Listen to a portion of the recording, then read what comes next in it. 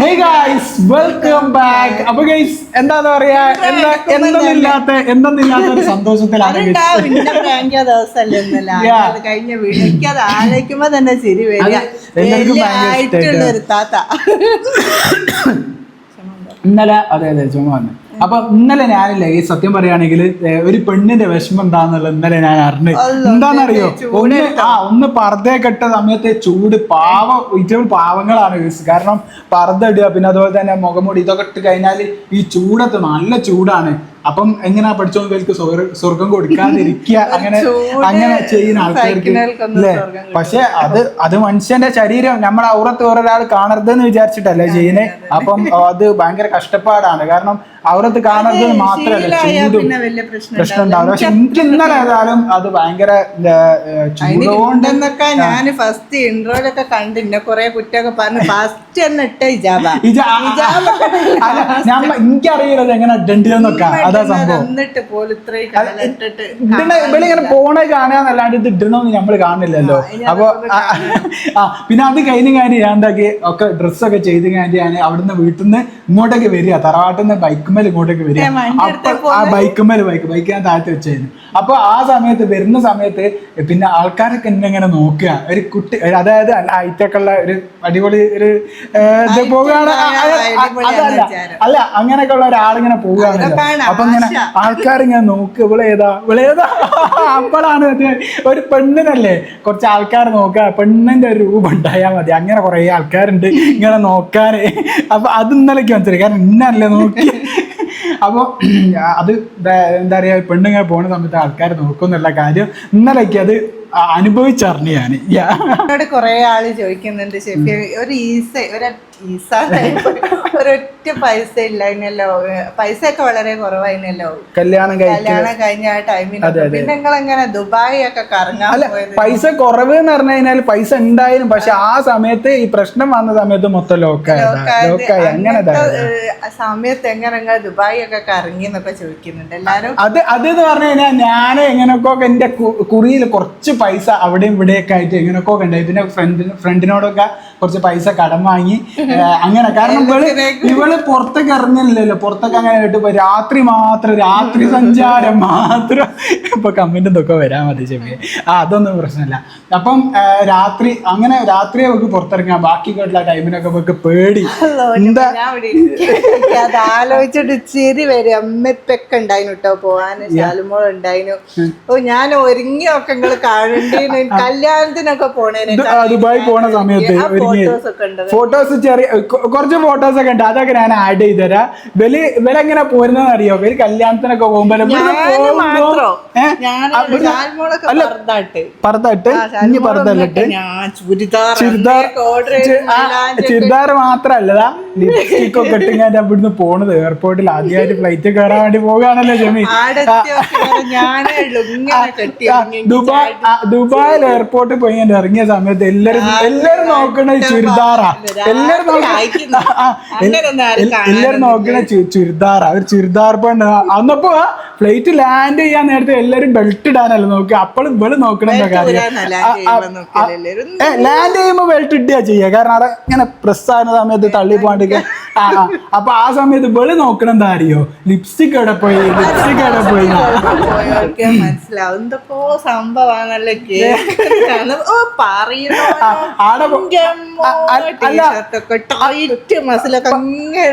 First. വേറൊരു comedy, എയർപോർട്ടിൽ ഞങ്ങൾ ഇങ്ങനെ പോകുമ്പോ മൂത്തമ്മ ഉണ്ടായിരുന്നു. അമ്മേ ഞാനും ഒരറബി ചോദിക്കുക അപ്പനോട്. 3 വയസ്സ് എന്റെ അപ്പനോട് ചോദിക്കാണ്, അറബി ചോദിക്കുക.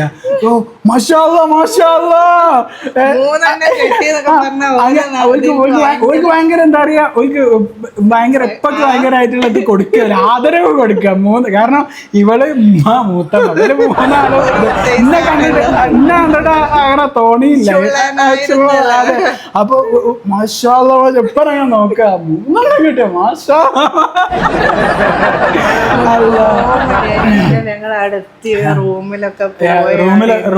റൂമിൽ പോയി ഞാൻ ഫസ്റ്റ് തന്നെ അവർക്ക് കാണുന്ന റൂം എന്ന് പറഞ്ഞു കഴിഞ്ഞാല് ഒരു എന്താ പറയാ വലിയ രസമൊന്നുമില്ലാതെ രസമില്ലായിട്ടല്ല എന്തോ നിറഞ്ഞെടുക്കണ റൂം പിന്നെ അങ്ങനെ ക്ലീൻ ചെയ്തപ്പോ നല്ല വൃത്തിയുള്ള റൂം നമുക്ക് കിട്ടാന്ന് പറയുന്നത് അങ്ങനെ ഷെഫിയും എന്തൊക്കെ കോമഡി ഉണ്ട് നാട് റൂമിൽ എല്ലാ സാധനങ്ങളും വെച്ച് പോയൊരു ഫാമിലി ആയിരുന്നു ഓലെ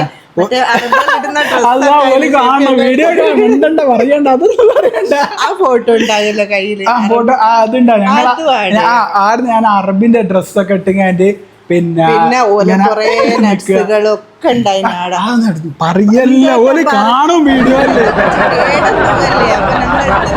അതല്ല ഒരു മാസം അവിടെ റെന്റ് എത്രയായിരുന്നു നല്ലൊരു പൈസ ഉണ്ട് അപ്പൊ പിന്നെ അവിടെ ബാക്കിയുള്ള അത് പറയുമ്പോ കേട് വന്നിട്ട് തിന്നാണല്ലോ ഞാൻ കട്ടെടുക്കല്ലേ അങ്ങനെ പറയാ അപ്പൊ റൂമാറി ഞങ്ങളുടെ വീഡിയോ കാണുന്നുണ്ടെങ്കിൽ അവരോട് പറയാനുള്ളത് ആ നെറ്റ്സ് ഒക്കെ ഞങ്ങൾ കുറച്ച് കഴിച്ചിട്ട് പൊരുത്തപ്പെട്ട് തരാണ്ട് അത് കേട് വരുന്നു ഇല്ലേ കേട് വരണ്ട പോയി കാണാനൊന്നും അതിനത്ര പൈസ ഇല്ലല്ലോ ഞാൻ പണി അന്വേഷിച്ച് ഞാൻ നടക്കുക എന്റെ കൂടെ കാണാനും നടക്കുക അങ്ങനെ അപ്പൊ പണിയൊക്കെ അന്വേഷിച്ച് നമുക്ക് പറ്റിയൊരു പണി ഇങ്ങനെ റെഡി ആയിക്കൊണ്ട് നിൽക്കുന്നവരാണ് കൊറോണ കൂടി നമുക്ക് കൊറോണ വന്ന് നമുക്കും കൊറോണ ആയി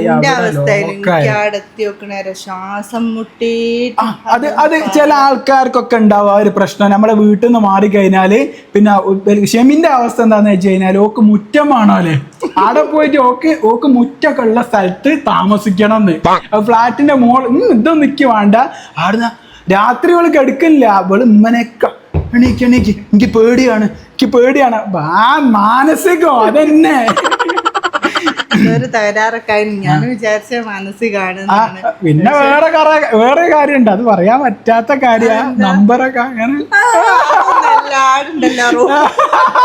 അത് പറയാ എന്താ പറയാത്ത ഇവരെ ഞാനൊന്നും കാണാൻ ഇവിടെ റൂമിന്റെ നേരെ വേറെ ഒരാളുണ്ട് ഞങ്ങള് വൈഫൈ ഇല്ലേ തീർന്നപ്പോ റൂമിന്ന് അപ്പുറത്ത് നോലെ വൈഫൈ വലിക്കാൻ വേണ്ടി ഓരോട് പാസ്വേഡ് വെച്ചു അപ്പൊ ഓനാണ് സംസാരിച്ചാലൊന്നും കേൾക്കൂല ദൂരത്തല്ലേ അപ്പൊ വില അങ്ങോട്ടും ഇങ്ങോട്ടും ആക്സെന്റാ പിന്നെ കാര്യങ്ങൾ പറയുന്നത് ഒന്ന് അപ്പൊ അങ്ങനെ പാസ്വേഡ് ഇങ്ങനെ പറയുന്നതിന്റെ ഇടയിൽ വലുതാ പിന്നെ ഇങ്ങനെ പറഞ്ഞു തരിക ലവിൻ്റെതൊക്കെ സിനിമയിലൊക്കെ വെക്കണേ എന്റെ കയ്യിൽ ഫോണായി പിന്നെ ഞാൻ കാണിച്ചു തരാം ഞാൻ ആക്ഷനുകളൊക്കെ അപ്പൊ ഞാൻ വിചാരിക്കാം വെക്കണേ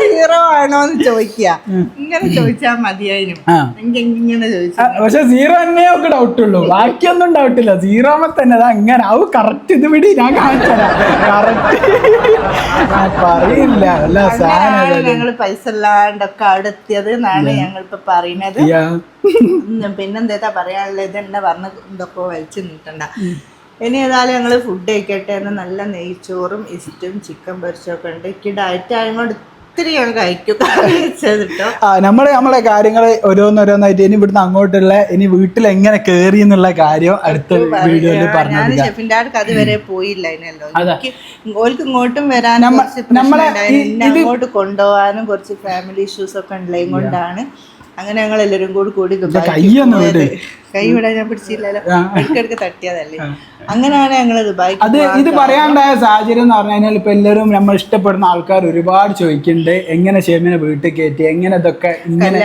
ഈ രൂപത്തിലേക്ക് എത്തി അങ്ങക്ക് ഭയങ്കര ഇൻട്രസ്റ്റ് ഉണ്ട് കേൾക്കാൻ അപ്പൊ ആ ആൾക്കാർക്ക് വേണ്ടിയിട്ടാണ് ഈ കാര്യങ്ങളൊക്കെ പറയുന്നത് കേട്ടോ അപ്പം അതുകൊണ്ടാണ് അപ്പൊ അങ്ങനെ ദുബായിലെത്തിയ കാര്യങ്ങൾ